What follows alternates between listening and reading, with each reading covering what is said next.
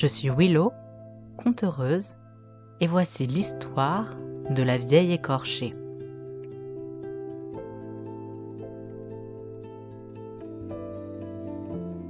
Il y a bien longtemps, se sont installées deux vieilles.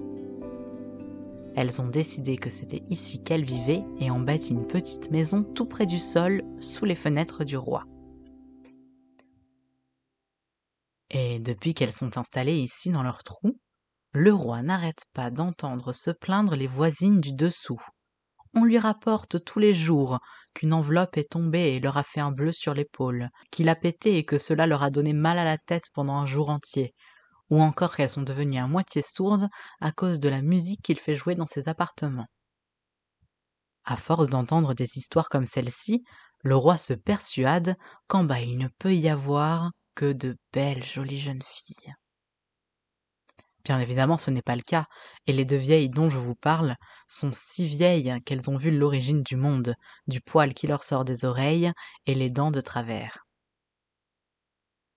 Mais le roi ne sait pas tout cela, et le roi se met en tête de les courtiser. Alors il va toquer enfin à cette porte de cette petite maison, et commence à leur dire 1000 jolies choses. Les deux vieilles, derrière, sont absolument sous le charme, mais elles refusent de lui ouvrir. Alors le roi supplie, « S'il vous plaît, laissez-moi au moins voir un de vos petits doigts par la serrure. » Les vieilles réfléchissent, hésitent, puis acceptent.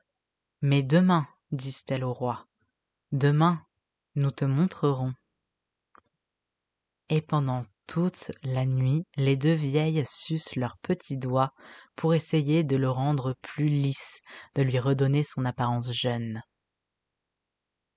Celle pour qui ça a le plus marché, le lendemain, le montre au roi par la serrure. En voyant ce petit doigt, en imaginant la main à laquelle il est accroché, puis la jeune fille au bout de cette main, le roi ne se tient plus. Il lui demande de venir le rejoindre, cette nuit dans son lit. Et la vieille, les joues rouges, accepte, mais seulement s'il veut bien éteindre toutes les lumières, car elle se sentirait un peu honteuse de se montrer nue devant lui. Le roi accepte. Le soir même, il s'est aspergé de parfum, il a peigné ses cheveux en arrière, il a fait tout éteindre dans la chambre et il attend. Pendant ce temps-là, la vieille, avec sa sœur, a pris tous ses plis et les a attachés dans son dos. Elle rejoint le roi, enlève sa robe, et heureusement que le roi s'est aspergé de parfum, sinon il aurait immédiatement senti l'odeur de mort qui colle déjà à la peau de la vieille. Mais il ne sent rien, il se contente de toucher. Et rien qu'en touchant, il sent que quelque chose ne va pas. Mais il fait son affaire jusqu'au bout, et ce n'est qu'une fois qu'il a terminé, qu'il allume une lumière. Alors là, en voyant la vieille dans son lit, il hurle, il crie. Lui qui s'attendait à tomber sur une tourterelle, il a une vieille truie. Et la vieille, pour se défendre, lui répond « Allons, c'est dans les vieilles marmites qu'on fait les meilleures soupes. » Mais le roi ne veut rien entendre et fou de rage, il la chope et la lance par la fenêtre. Heureusement, pendant sa chute, la vieille accroche une branche d'un arbre et reste à pendouiller là les fesses à l'air. Alors qu'elle est là à pendouiller et à se demander comment elle va descendre, 3 fées, qui n'ont ni parlé ni ri depuis 7 ans pour des histoires de fées que nous ne connaissons pas, passent près d'elle. Et en voyant cette vieille femme, cul nu, accrochée à son arbre en train de se débattre, elles éclatent de rire. La scène est beaucoup trop drôle. Et pour remercier la vieille de leur avoir offert à nouveau le rire, elles décident de la récompenser. Alors la première lui rend toute sa jeunesse et sa beauté, la deuxième l'habille des plus beaux vêtements, et la dernière lui donne la plus belle des voix. Et c'est à ce moment-là que le roi s'inquiète un peu de la vieille qu'il vient de balancer par la fenêtre. Alors il se penche, et là, pas de vieille, mais une jeune princesse. Qu'est-ce qu'elle est belle! Le roi oublie tout de la vieille. Il dévale les marches, tombe 2 fois, 3 fois, trébuche encore, arrive jusqu'à elle.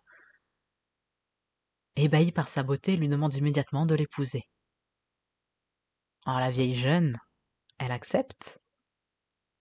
Et le lendemain, on prépare le mariage. Bien évidemment, la vieille jeune veut inviter sa sœur, la vieille. Et c'est dur de la trouver car elle est allée se cacher encore plus loin dans leur trou. Mais elle finit par venir. Elle ne dit rien pendant toute la cérémonie.